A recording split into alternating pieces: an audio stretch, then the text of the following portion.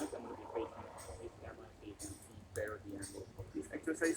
I'm going to begin in a seated position. Build your heels, so lift your toes off the mat. Place your hands behind yourself and rotate towards your left. Now, once you rotate, I want you to adjust your feet so they are 90-degree this position, and then bring it slightly backwards maybe, and find that 90-90 position. Once you're here, place your hands behind your back and go towards the other side. So rotate. The left leg is going into internal rotation. The right leg is going to external rotation. Move to the other side. You can release the hands and work with your own strength, trying to keep the chest as tall as possible without twisting, but keeping those hips square, moving with your breath. And towards the right, you can move at your own pace, as long as you're focusing on your breathing and on the movement that you are doing.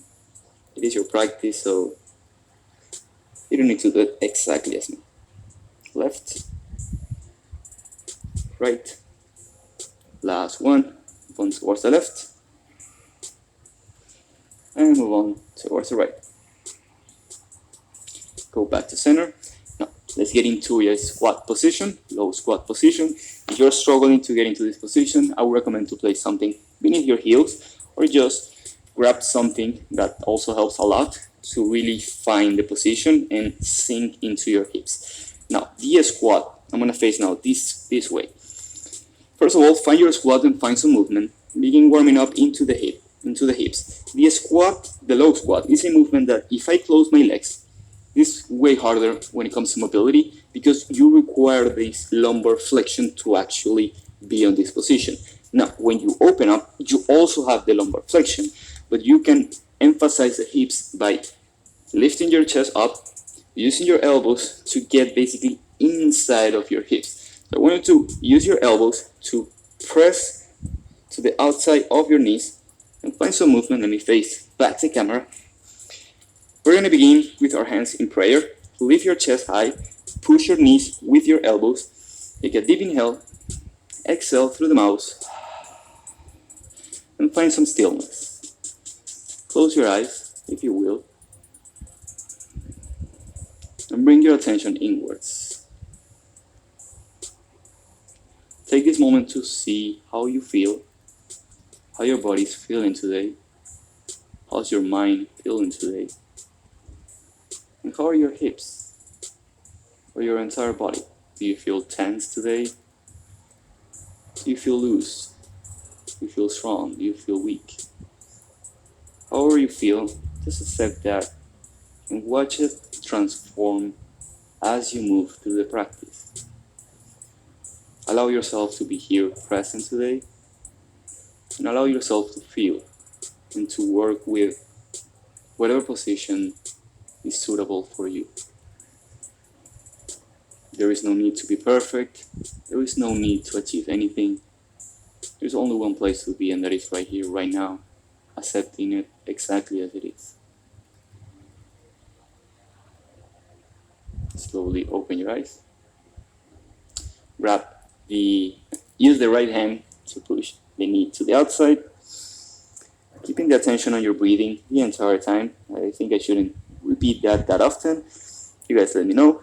Push the right knee to the outside as much as you can, not so much. Then go to the inside, press it back, inside, adjust as you need to, move your body around. Ideally, you don't want to twist that much, but you want to really emphasize the opening of the hip. Let's go one more time towards the right. Now hold it for 3, 2, 1, and release. So towards the left hand on the inside of your knee, right hand for balance. Press it for 1, 2, moving with your breath, 3, 4, and 5. Bring the elbows one more time to the inside, press the knees to the outside, find some length, maybe adjust your feet a little bit wider. The wider you go on your stand, the more you're going to emphasize the inner hips and less lumbar flexion. Find some movement one more time. Last couple seconds on our squat. If at any time you need to rest because pain on the tibialis or something, then go ahead and do it. Now bring your hands behind. You're going to be still on the squat, going to internal rotation with the right, internal rotation with the left, internal right, internal left, right, left, a little bit faster now, right, left, right, left, hold. Now see how far you can go into external rotation. From here, drop it down. Doesn't have to touch the floor.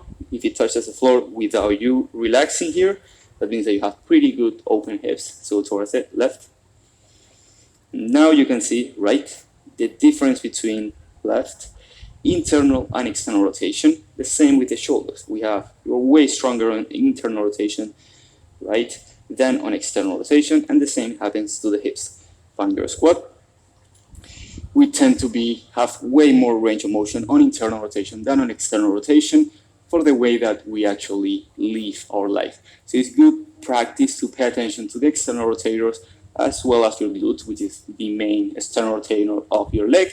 That way you're creating strength on those areas and not only mobility. I'm going to be speaking about that throughout the practice, but just as a little theory before we begin the true practice. Let's go to the top of the mat, standing up.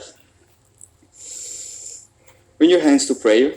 We're going to begin with tree pose to feel a little bit the body. So we're still warming up. I'm going to face the camera so you guys can see a little bit better, but you can face the front of your camera. Now, tree pose, you're going to grab the left foot and you're going to grab the heel of the foot and get it as high into your right leg as possible. You shouldn't use a wall like I'm doing. And get it as high as you can go. Now, from there, try to release and work on opening the hips into external rotation and bring your hands to prayer. Keep your focus on one single point. Feel tall and just breathe.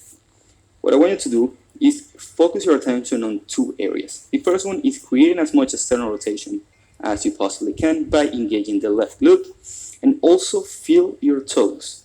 There's an analogy in yoga that your feet are like roots, like plants, like the plants has roots towards the earth. That's how you should feel your feet. Your feet have like 26 something little bones, and your leg only has 2 bones. So you can imagine all the articulation that we have going on in our feet. I want you to feel that. Feel connected to the earth and breathe. If by any chance you need to leave the pose, feel free to do it. Option 2, raise your arms overhead. Bringing awareness to the body, bringing awareness to the hips. Then release. Let's go towards the right. Bring the heel as high as you possibly can. Extend and rotate without twisting, keeping your hips square forward. Feel your toes, your left toes grabbing the mat in this case, or the floor, depending. Bring your hearts to prayer. Maybe close your eyes, working a little bit more on proprioception, or bringing your hands overhead. Feel your right glute working to externally rotate your leg. Feel your toes working. Your left leg is also strong. And slowly release. I'm going to do one round of Surya Namaskara A to keep warming up. We're going to go a little bit of a fast pace, so bear with me and do it the best that you can. So inhale, rise all the way up, look at your thumbs, and exhale, forward fold. Inhale, halfway lift. Exhale, plant your hands, step or float to the back of your mat. Exhale, downward face. Inhale, upward facing dog, and exhale, downward facing dog. Apologies for that. Find your downward facing dog. Move side to side. Find some movement, find some space. Bring your hips up and back as much as you can. Spread your fingers wide, spread your toes wide. Feel the connection from your hands all the way up towards your hips, and from your hips all the way down towards your toes.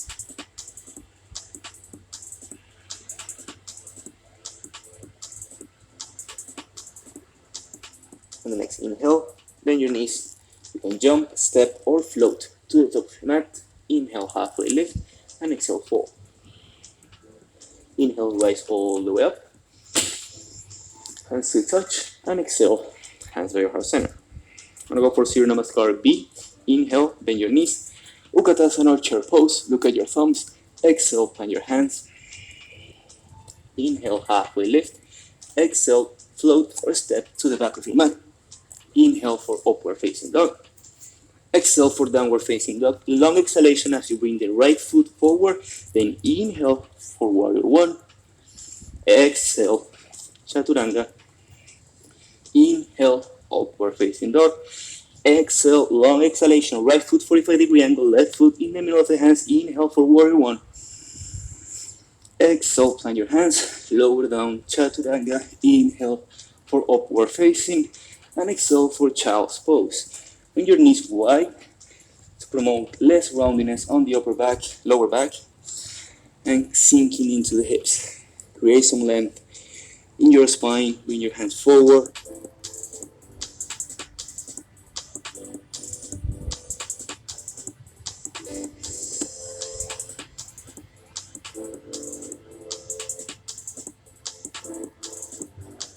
Return to your breathing. Return to your body. Observe how you feel after those little sequences that we just have done.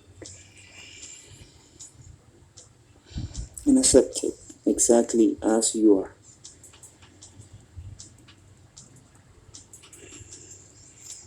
Slowly bring both knees together, transfer into plank pose.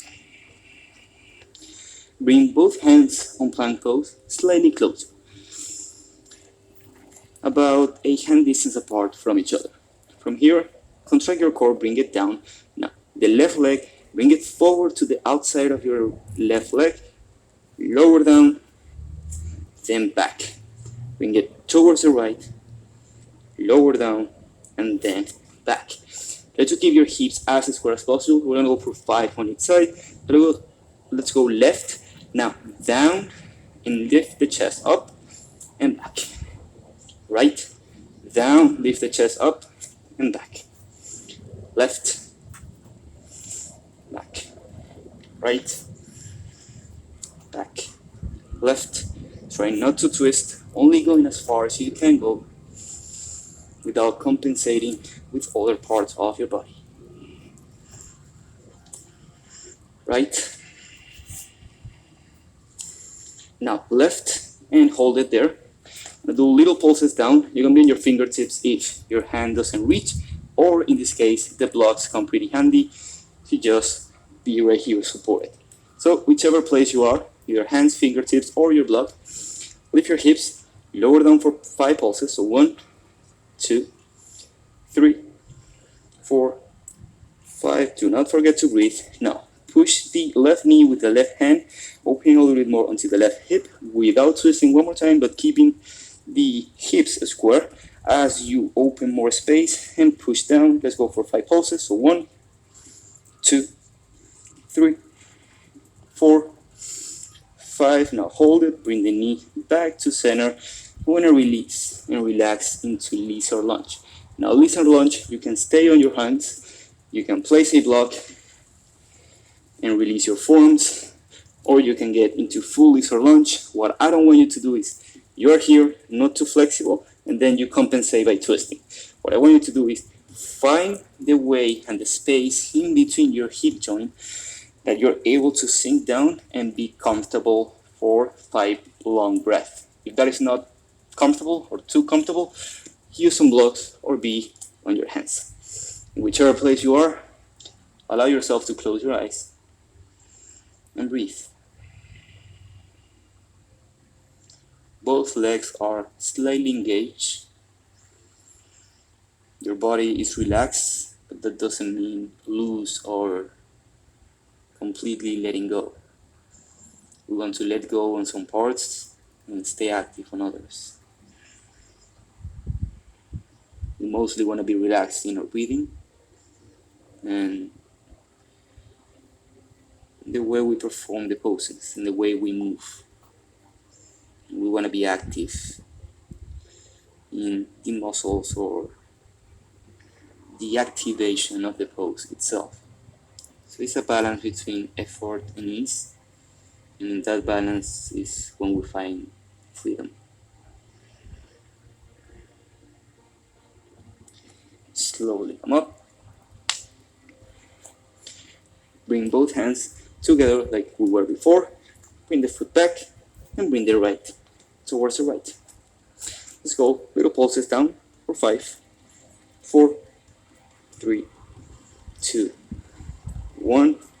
Press it with the right hand to the outside right knee. Let's go down for 5, 4, 3, 2, 1. Bring it back to center and lower down into lizard lunge.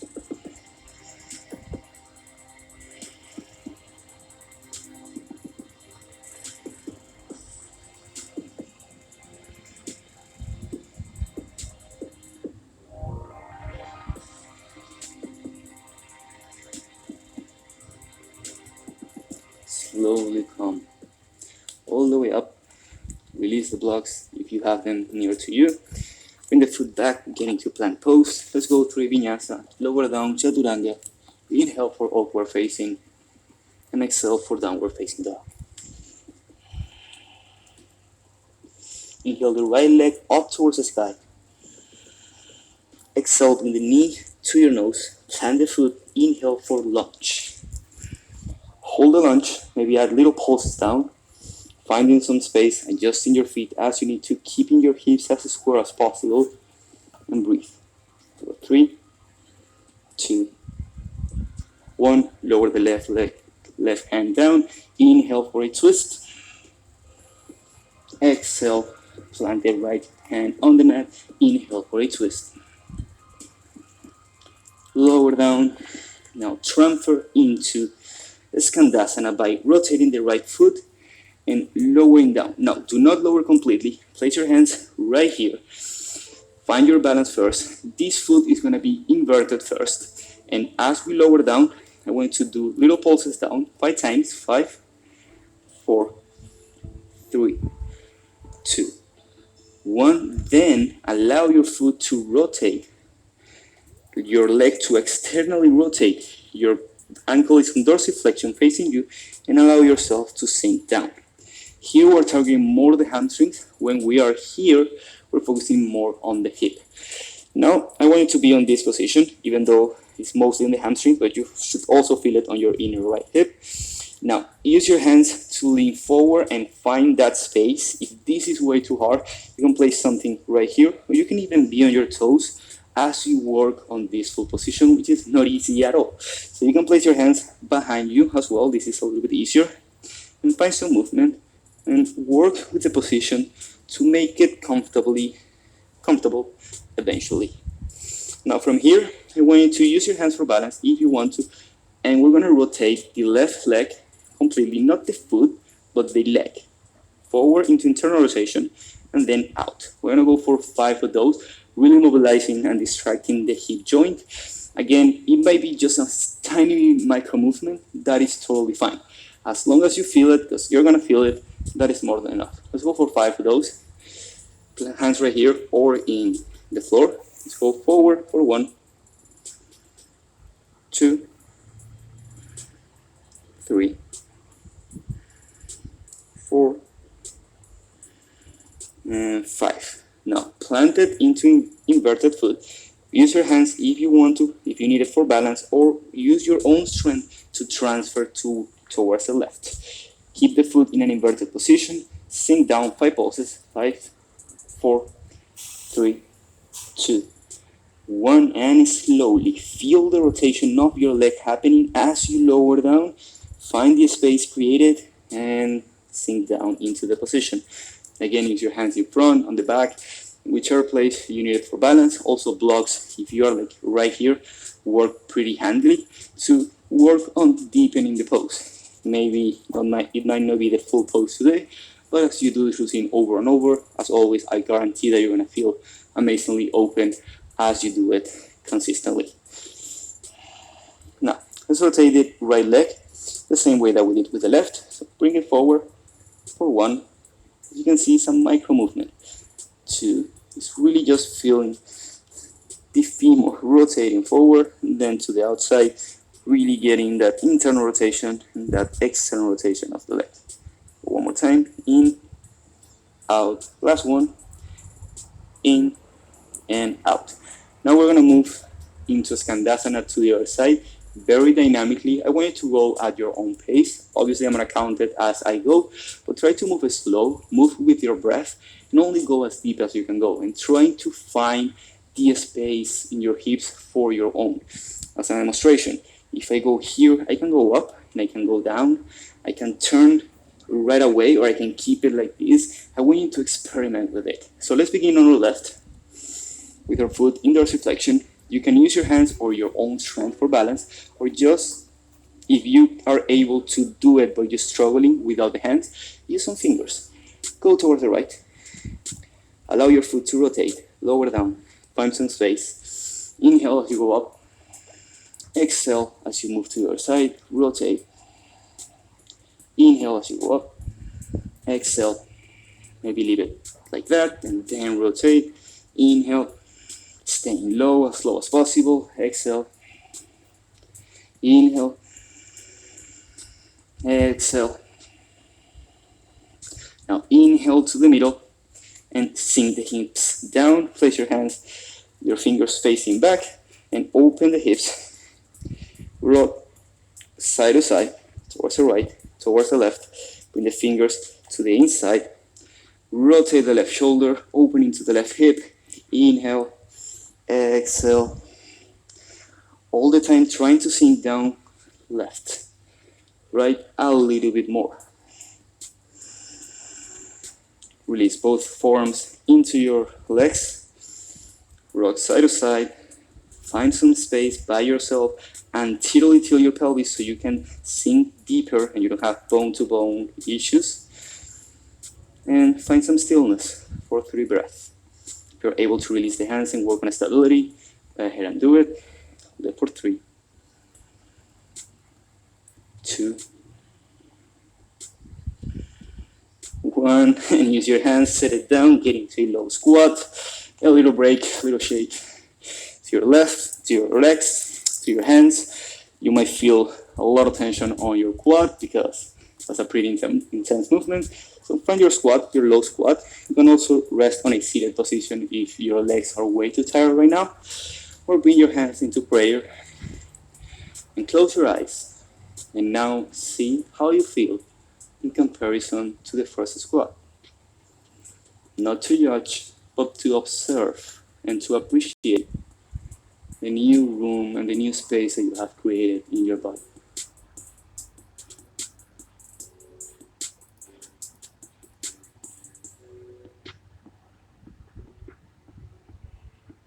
Slowly open your eyes, plant your hands in front of you. We're going to transition to a standing forward fold. Plant your hands, lift your hips up and back, and stretch a little bit into the hamstrings. It's really hard to target the hips without targeting the hamstrings. I mean, obviously it's 100% possible, but they kind of work together, and it is good to place it in the same session. So even though we're focusing on the hips, we're going to be targeting our hamstrings as well, and they're probably going to be sore tomorrow. Lower down into the squat, take a deep inhale, and exhale, forward fold. If you cannot have your hands on the floor, have it on your shin. Be right here, create length in your spine. Lower down, inhale, and exhale, standing forward fold. An option to get into your arm balance and take advantage of the hip mobility that we just did, and the straddle press will come a lot easier. Doesn't have to do it. You can stay on your squat on your standing forward fold, but if you have a wall or if you want to practice your handstand, go ahead and get into your handstand. Maybe stay on a straddle to keep working on that hip mobility. Maybe close. And whenever you're ready, come back down. We're gonna move now into one of my favorite positions, which is not my favorite, frog pose. And if you have tight hips, you know what I mean. We're gonna be using a wall to have our feet level, and that way we don't have like one hip in front of the other hip. So place both feet towards the wall. Space it at about wider than shoulder width, or obviously as wide as you can go. Lower into your forearms. Now, before lowering, rock forward and be in front of, like your hips in front of your knees. And as you are lower, And as you're down, once you're set up in the position, begin bringing the hips back. Just a micro movement and you should feel it already. Let's begin doing little rocks. I don't want you to hold it passively today. Let's do little rocks back.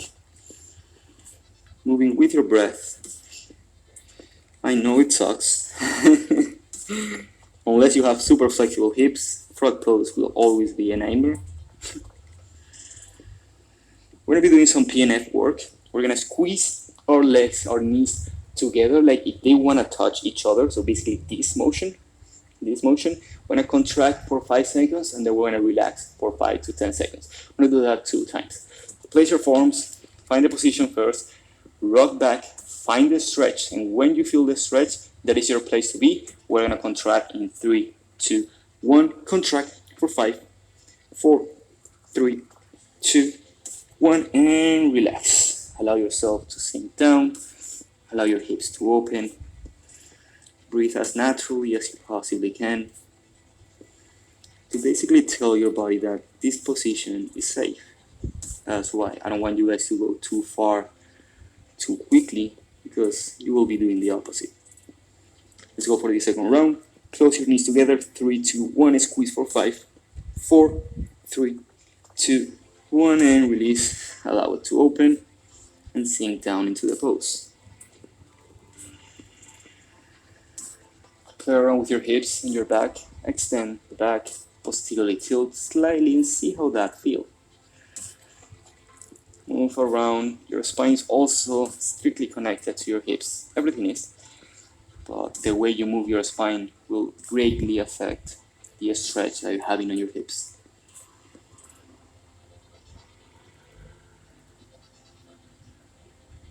Slowly begin to move forward. And slowly and control get out of the pose. Bring both feet together. Bring both knees together. Begin facing the mat. We're gonna get into butterfly before pigeon. It's another set of PNF, and actually face this way. So get into a seated comfortable position. You've probably seen butterfly pose on many disciplines, yoga being one. What we're gonna be doing is again a PNF work. So we're gonna be squeezing our legs up. So we're gonna be working and activating our abductors. At the same time, we're pressing with our forearms down. That way we're gonna activate that muscle, and then we're going to relax and lean forward and allow our body to open up. Again, this is just a technique that facilitates stretching by anatomic inhibition or reciprocal inhibition, and it basically contracting the muscle that you're working is going to, the Golgi tendon organ is going to send signals to say that you should be relaxing. And if you also work the opposite muscles, it has the same effect. So just to demonstrate that, we're actually going to be doing both type of PNF. The first one, we're going to be pushing up and relaxing. The second one, we're going to be pushing down and relaxing. And you're going to see which one feels better or which one feels better for you today in your body. So bring the chest up nice and high. You can place something beneath to elevate your sit bones if this is too high, too hard. Place your hands on your knees. Push strongly up in 3, 2, 1, and down. 3, 2, 1. Now relax. Inhale, lift your chest. Exhale, fold, keeping your back as flat as possible. And whenever you feel that you can round, but only forward, not compressing. Now let's go to the other motion. Place your hands beneath or to the outside of your knees and press down as you are resisting the motion with your hands. So in 3, 2, 1, push down, open, 3, 2, 1, and relax. Allow yourself to relax. Grab a block or something, place it in your forehead so you can relax into the pose. 2 blocks is fine, even if you're like right here, that is totally fine. Find a place where you can relax. I'm going to be holding here for about 3 to 5 breaths. So try to be comfortable. Comfortably uncomfortable.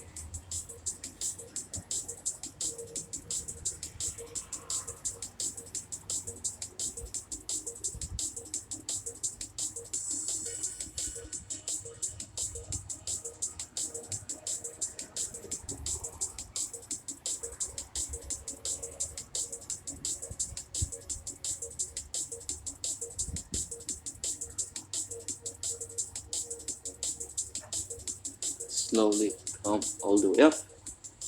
Release the block. If you're facing the mat, keep facing the mat. If not, just turn around. We're going to begin with the right leg. Place it at about 45-degree angle. Now, we're going to go for pigeon pose. What I will recommend is begin with this leg in 45-degree angle, but place a block right beneath the right thigh. This is going to reduce the amount of external rotation that we need, and it's going to allow you to relax into the pose. We're going to be doing a passive stretch in this position, nothing dynamic, nothing fancy. So I want you to relax. We're going to be relaxing for about 5 to 10 breaths, so 1 to 2 minutes around that. So find a position that you can relax. Ideally, you want to be completely straight. You shouldn't have any pain in your knee. If you do have pain in your knee, please back off and avoid this exercise. That is a compensation for lack of hip mobility, but there are other ways to get hip mobility without knee pain. So inhale your chest, and as you begin to round, find your position. Maybe you have the block, or maybe you're in full pigeon pose. Work with a position that you feel the stretch right into the outer hip, right outer hip, not in the knee, not anywhere else but in your right glute and your right outer hip. Relax into the pose. You can use a block also to relax into that, and breathe.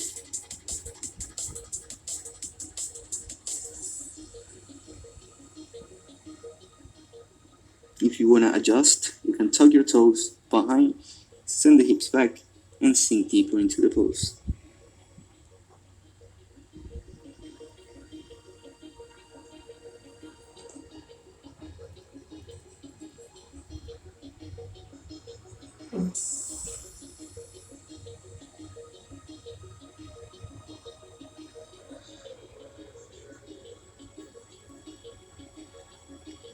Slowly begin to come out of the posture. Release the block. Place your hands. Slowly come all the way up. Use your hands, the strength of your arms to push it up. Bring it back into plank pose. Lower down chaturanga, a little vinyasa to keep the blood flow going. Inhale for upward facing. Exhale for downward facing dog. Bring the left leg in the middle of the hands for pigeon pose. Lower down, find your position, bring the right ass back far as you can possibly go, and relax into the pose. Close your eyes if you will, tune into your breath, tune into your body.